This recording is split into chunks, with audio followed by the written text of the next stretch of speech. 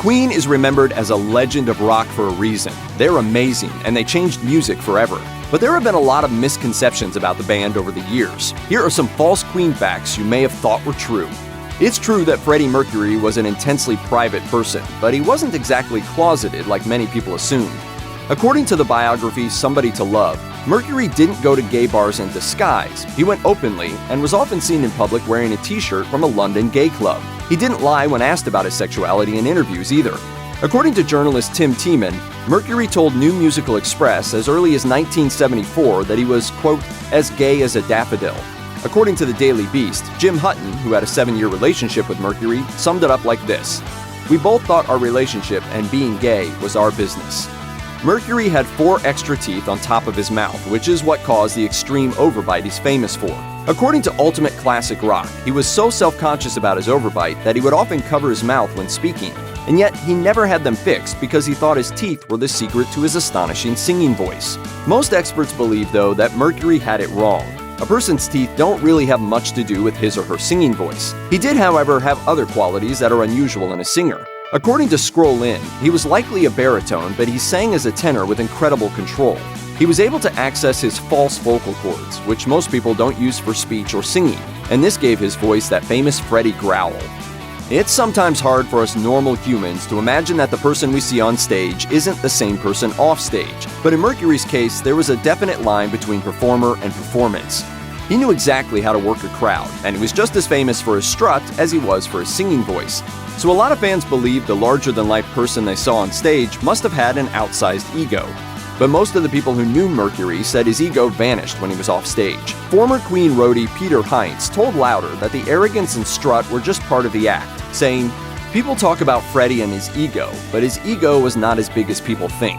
It was all persona. He could make fun of himself. He wasn't necessarily the prima donna that everybody thought he was."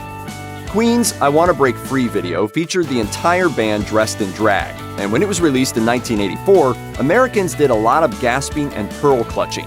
You'll often hear people say that the video was banned in the US, though Open Culture says there really isn't any historical evidence of a ban. The whole thing was intended to be a parody of a popular British soap opera called Coronation Street, so of course Americans didn't get it. Instead, they thought it had something to do with Mercury being gay, and from there concluded that it was his big coming out song. The truth is that the song had really nothing to do with Mercury, apart from the fact that he was the one singing it. It was actually bassist John Deacon who wrote the song, and he meant for it to be a comment on women's rights. Back in the 80s, there was this weird cult of playing music backward to see if you could hear something sinister, and then when you thought you did, declaring to have found evidence of a band's debauchery. Queen was not immune to this sort of scrutiny. One theory claimed that when played backward, the song Another One Bites the Dust says it's fun to smoke marijuana. But according to the Salt Lake Tribune, that's not true. Most backmasking, as it's known, is just the power of suggestion. In an experiment, subjects who listened to Another One Bites the Dust backward weren't able to pick out the so-called subliminal message until the researchers told them what they were supposed to be looking for. Busted.